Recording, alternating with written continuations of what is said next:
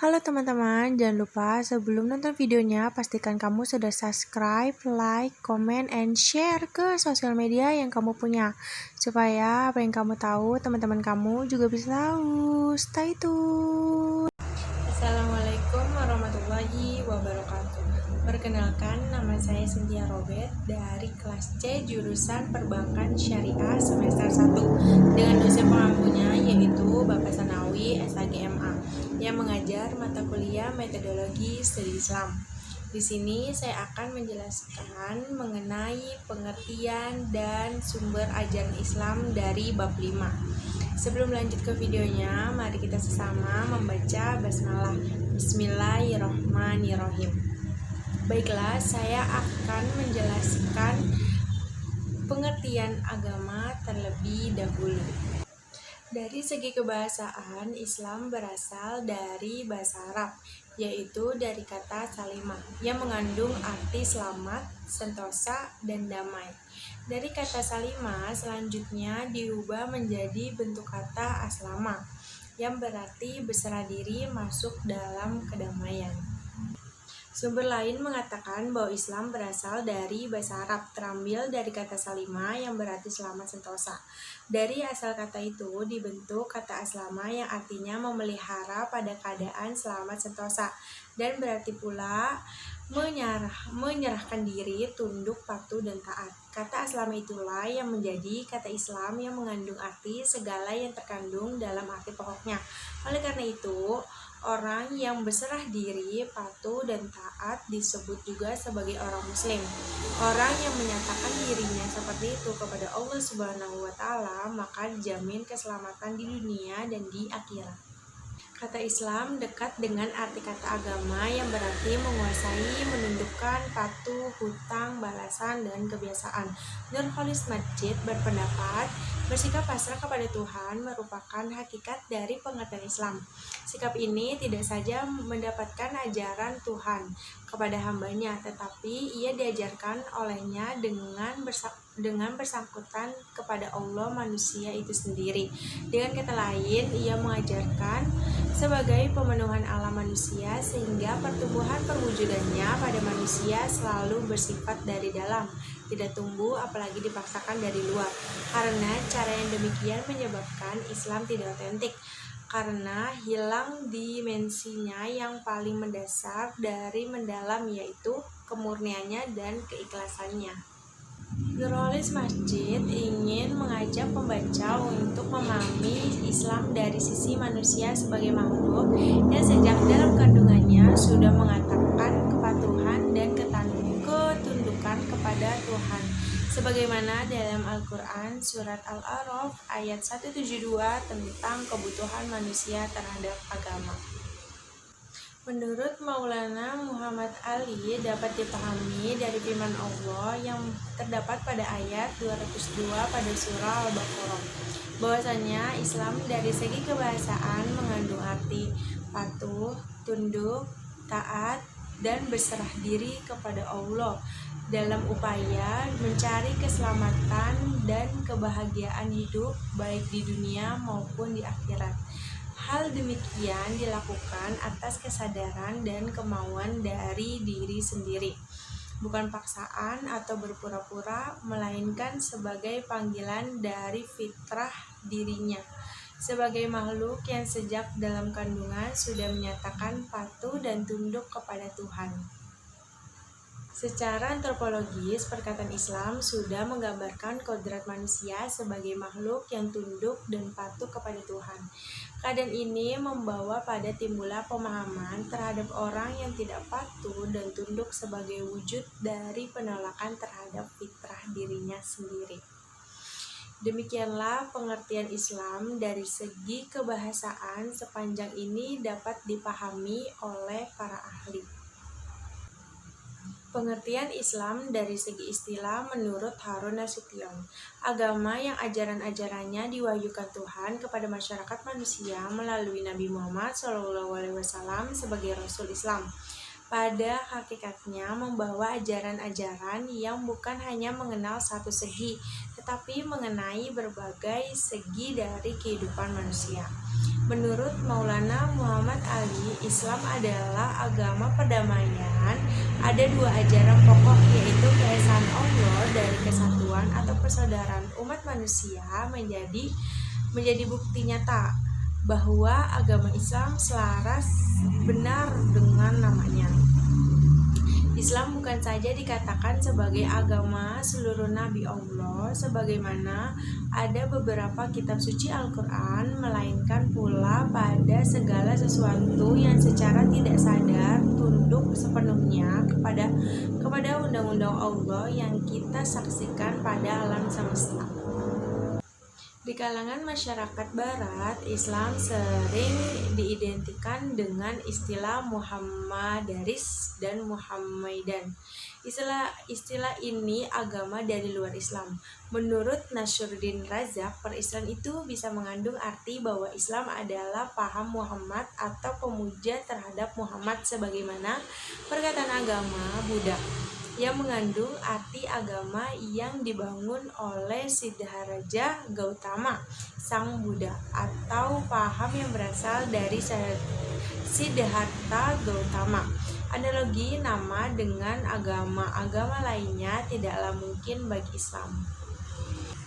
Berdasarkan keterangan tersebut, maka kata Islam menurut istilah adalah mengacu kepada agama yang bersumber pada wahyu yang datang dari Allah Subhanahu wa Ta'ala, bukan berasal dari manusia dan bukan pula berasal dari Nabi Muhammad SAW. Dengan demikian, secara istilah, agama adalah nama bagi suatu agama yang berasal dari Allah Subhanahu wa Ta'ala. Nama Islam demikian itu memiliki perbedaan yang luar biasa dengan nama agama lainnya. Kata Islam tidak mempunyai hubungan dengan orang tertentu atau dari golongan manusia atau dari suatu negeri. Kata Islam adalah nama yang diberikan oleh Tuhan sendiri. Hal itu ditunjukkan dari ayat-ayat Al-Quran yang diturunkan oleh Allah. Dilihat dari segi misi ajarannya, Islam adalah agama sepanjang sejarah manusia dari seluruh nabi dan rasul yang pernah diutus oleh Allah Subhanahu wa Ta'ala pada bangsa-bangsa dari kelompok-kelompok manusia. Islam itulah agama bagi Nabi Adam, Nabi Ibrahim, Nabi Yakub, Nabi Musa, Nabi Daud, dan Nabi Sulaiman, Nabi Isa. Hal ini dipahami dari ayat-ayat yang terdapat di dalam Al-Quran yang menegaskan bahwa para nabi termasuk orang yang berserah diri kepada Allah. Hal ini ditegaskan bahwa para nabi telah menyatakan sebagai muslim atau orang yang berserah diri, akan tetapi agama yang mereka anut itu bukan bernama agama Islam. Misi agama yang mereka anut adalah agama, tetapi agama yang mereka bawa namanya dikaitkan dengan nama daerah atau nama penduduk yang mereka menganut agama tersebut.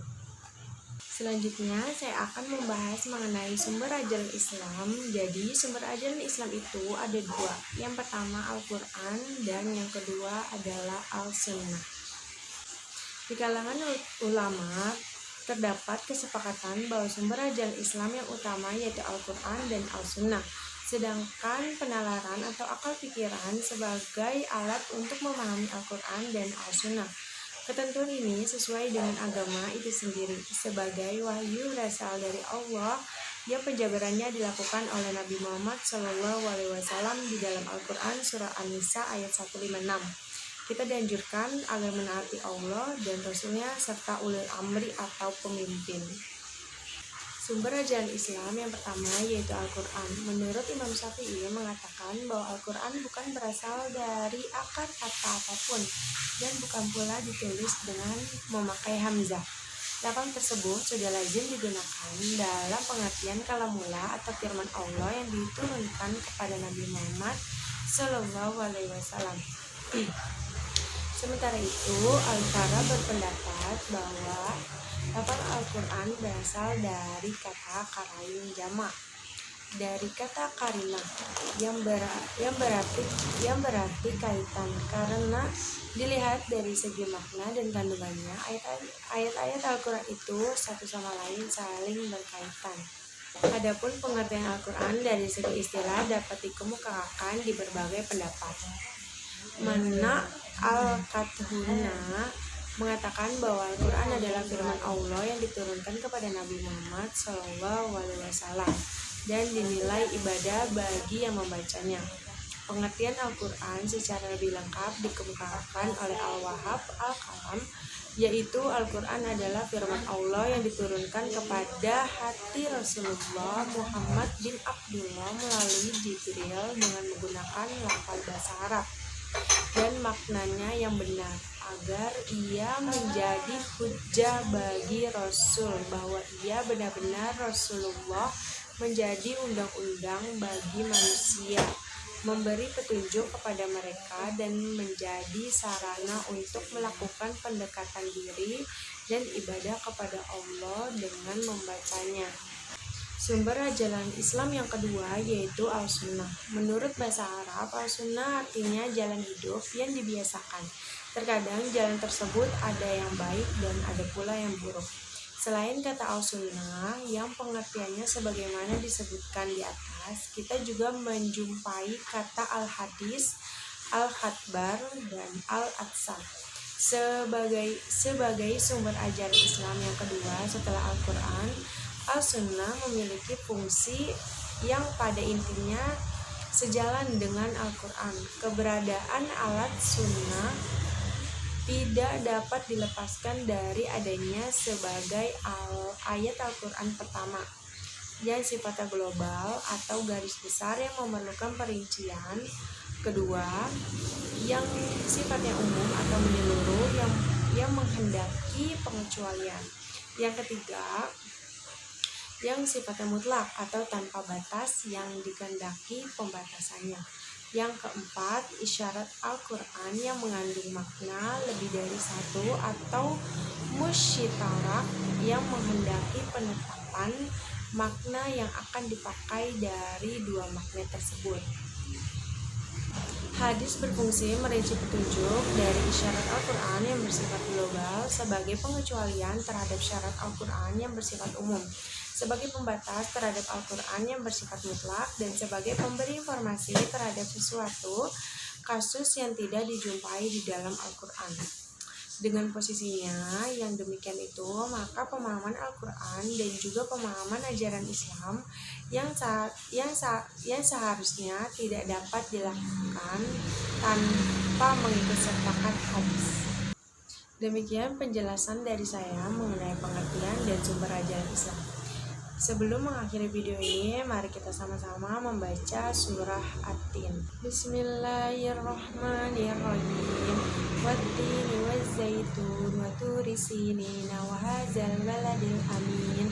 Laqad khalaqnal insana fi ahsani taqwim. Summa radadnahu asfala safilin. Illal ladzina amanu wa amilus solihati falahum ajrun ghairu mamnun. Fama yukazzibuka ba'du biddin, alaysallahu biahkamil hakimin. Shadaqallahul azim. Baiklah, mari kita akhiri video ini dengan membaca hamdalah. Alhamdulillahirabbil alamin. Sekian dari saya, kurang lebihnya mohon maaf. Wabillahi taufiq wal hidayah. Wassalamualaikum warahmatullahi wabarakatuh. Terima kasih teman-teman yang sudah nonton video ini. Jangan lupa di subscribe, like, comment, and share ke sosial media yang kamu punya supaya apa yang kamu tahu teman-teman kamu juga bisa tahu. Dadah.